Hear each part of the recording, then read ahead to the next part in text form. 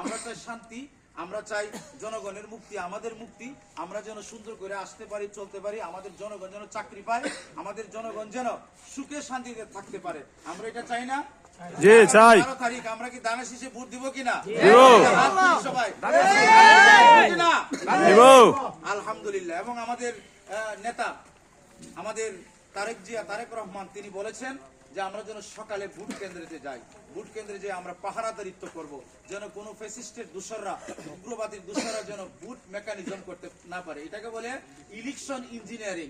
ওই যে নোয়াখালীতে ধরা পড়ছে না, বলছে না আমাদের ফ্রেন্ড রোমন ভুইয়া বলছে না যে তারা কিন্তু শিল মারছে আগেই, সবকিছু তারা আগেই ব্যালট পেপার করে ফেলছে এবং করে রেজাল্ট দিচ্ছে। ভার্সিটি গুলির মধ্যে কি হচ্ছে, ঢাকা ইউনিভার্সিটিতে এই ইলেকশন ইঞ্জিনিয়ারিং এর মাধ্যমে এই তারা কিন্তু ক্ষমতায় গেছে, বিপি সাদেক কায়েম বিপি হইছে। হ্যাঁ, এরপরে আপনি দেখবেন আবার জাহাঙ্গীরনগর ইউনিভার্সিটিতে তারা এটাই করছে। এটাকে বলে বুট ইঞ্জিনিয়ারিং মেকানিজম। তো আমরা এটা সজাগ থাকতে হবে, আমরা পাহারাদারিত্ব করতে হবে, না হলে তারা চাচ্ছে। আপনারা একটা কি বলে এটারে একটা অবজারভেশন করেন, সিলেট বিভাগের 19টা আসন আছে, এর মাঝে কোন আসনটা তারা পাবে আপনারা দেখান তো। মলিবাজার আসেন নাসির রহমান এক চিঠিয়া পাস করবে, কুলাউড়া জুরি বড়লেখা এখানে পাস করবে বিএনপির প্রার্থী। তারপর আপনার শ্রীমঙ্গল আবার কমলগঞ্জ সহ এখানে পাস করবে বিএনপির মানে প্রার্থী। তারপরে আমাদের এখানে তো বিকল্প নাই, আবার হবিগঞ্জ লাখাই এদিকে যান, এখানেও কিন্তু বিএনপির প্রার্থী পাস করবে। এবার আসেন আমি একটু ব্রাউনবাড়ি যাই, এখানেও বিএনপির প্রার্থী পাস করবে। আবার আসেন বৈরব, এই যে বৈরব কিশোরগঞ্জ এবং বৈরব যেখানে আমি খতিব, এখানে শরীফুল আলম ভাই উনিও পাস করবেন, কারণ এখানে অন্য কোনো প্রার্থী কোনো কিছুই নাই।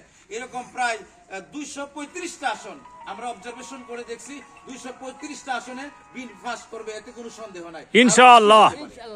আরো বেশি হইতে পারে, এটা হচ্ছে আমাদের ক্যালকুলেশন। তাহলে আমরা এই জন্য আপনাদের সাথে আমি আমার এই ধারণাটা শেয়ার করছি, কারণ আমরা দেশ বাঁচাতে হবে, জনগণ বাঁচতে হবে। আমরা আবেগে চলবো না, ধর্মীয় অনুভূতি নিয়ে সেরে আমাদের কাছে আসবে আর কোন এটা ইসলামের দল, ইমুক পাল্লা ইসলামের দল, জি না, ইসলামের দল এটা ইসলামের ছদ্মনামে উগ্রতা ছাড়া আর কিছুই নয়। আমরা এদেরকে পরিহার করব। হ্যাঁ, মৌলানা হইলি যে একেবারে আপনি হয়ে গেছে সুন্নির নাম দিলে, আর এই সুন্নির নাম অনেকে দিয়ে বেছে সুন্নিয়তের নাম দিয়ে, ঠিক না? সুন্নিয়তের নামে আবার বুট কি চাও, খেলাফতে ইনসানিয়াত, এটা বাংলাদেশ এরকম এখনো পরিবেশ হইছে না, হইছে নি, হইছে না। যে কোনো দল ক্ষমতা যাক, ইসলামের বিরুদ্ধে কিছু না করলেই আমরা তারা ভালো পাই, ঠিক না? আর যারা মনে করেন এইভাবে তারা বলতেছে যে কি 152টা 55টা আসন নিয়ে যাবে, ফেসবুকে ঢুকলে বোঝা যায় এরা এমপি হয়ে গেছে, এরা প্রধানমন্ত্রী হয়ে গেছে, আর বাস্তব ফিল্ডে আসলে দেখা যায় এরা কিচ্ছু নাই, ঠিক না?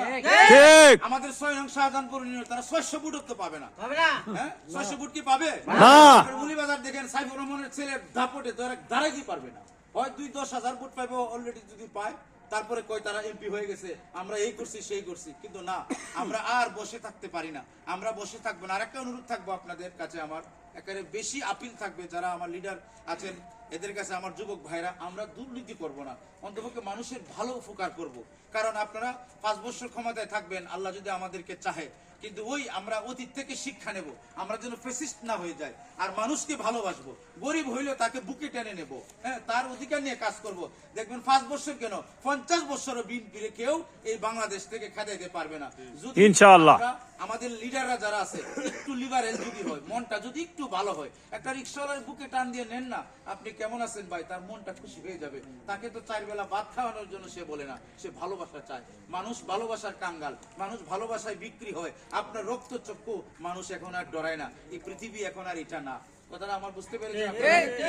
বেশি কথা বলে ফেললাম, আপনারা আমার মুরব্বী শ্রদ্ধা ভাজন, এই হিসেবে আমার কথায় যদি ভুল হয় আপনারা ক্ষমা সুন্দর দৃষ্টি দেখবেন। তবে আমাদের ভোটটা এবার আমরা ধানের শীষে অবশ্যই দেব, এবং এই কেন্দ্রতে আমরা এভাবেই যাব।